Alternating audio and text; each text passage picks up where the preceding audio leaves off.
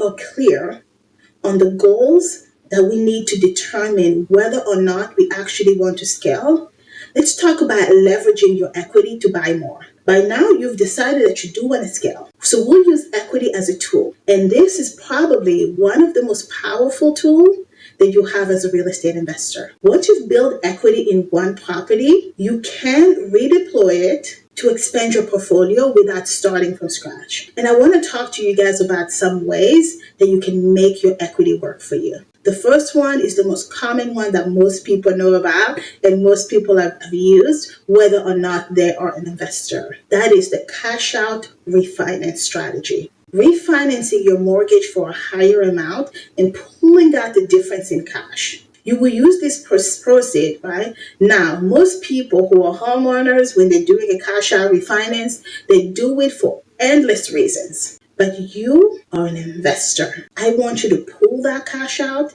and use the proceeds for a down payment. You can also use it for renovation or even for some emergency reserves for your next property. This is really best for investors with a strong credit, a history of on-time payment, and a significant, most importantly, this is for investors who have a significant appreciation in their properties, and they can do that refinance without being in a negative in cash flow. You still have to be in the positive once you do the cash out refinance. The second tool at your disposal is the Home Equity Line of Credit, or the HELOC. This is a flexible revolving credit line that is tied to your property's equity. This is great for house flippers or for those who want immediate access to their capital without having to refinance. A HELOC can fund your payment and cover any type of holding cost, and this can also be used as a reserve fund. I can't say that word today for some reason, right? So you can use it as reserves. What we like about a HELOC is that it's not as strenuous as a home refinance, and you get to keep your interest. But a home equity line of credit will often have higher interest rate, and that interest rate can go up and down depending on market conditions.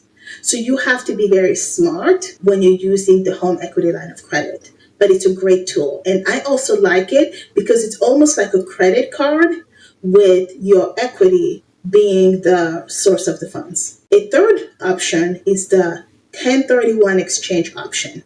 When you sell an investment property and reinvest the profit into similar property, this will actually defer capital gains tax. So this is great for moving into higher income or appreciating market. You must meet certain IRS timelines. You need to be able to close within about 180 days, I believe, from when you sell your property. You need to buy another one within that time frame. You need to take the time to research the laws. I haven't done a 1031 exchange, but I'm hoping to do it here in the next few years. BRRRR Strategy. This is the fourth strategy. It's probably one of my favorite, and I've talked about the BRRRR Strategy quite often on this channel.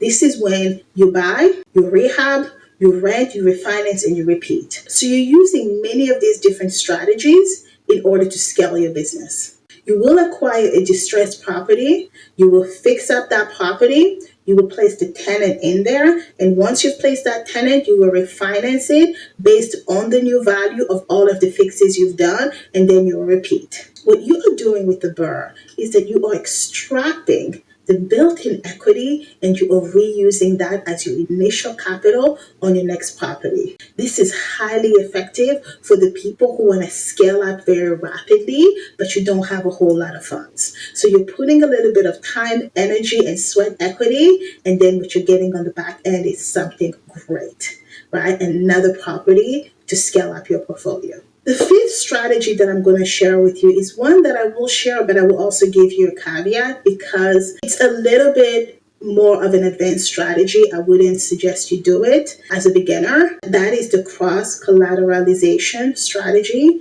This is where you are using one property's equity as collateral for a loan on another property, right? So this will reduce your need for cash reserves, but it ties multiple assets together.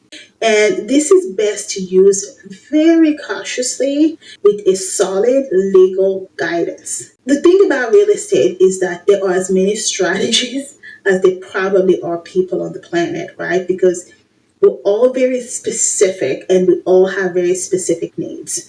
You need to know what's available to you, but you also need to understand not all of the strategies will work for you. Not all of them will work this time. Just because it worked for you 10 to 15 years ago doesn't mean that today it will work. So be very careful when you're using this strategy. Equity isn't just a number on paper, it's leverage. And when you know how to use that leverage, and when you know how to tailor each project to your specific situation, you are going to be most likely, right, better positioned for success. So far, we've talked about strategies that requires you to either pull money from your own bank account or to pull money from your property so that you can fund and finance your next property. But there are also lots of different options where if you don't have the funds, or if you are somebody who does have the money but you want to do really big projects, where you could scale faster by bringing in support from partners and syndication. Before you go, follow me on my other platforms. On my business channel for career, business, and money strategies to build your corporate exit strategy. On my lifestyle and travel vlog for the real life behind the strategy. And on my podcast From Corporate to CEO for daily side business tips and motivation. But the real work happens in the community. This is where we support each other and build this together. Same values, same season, and same direction. I'll see you there.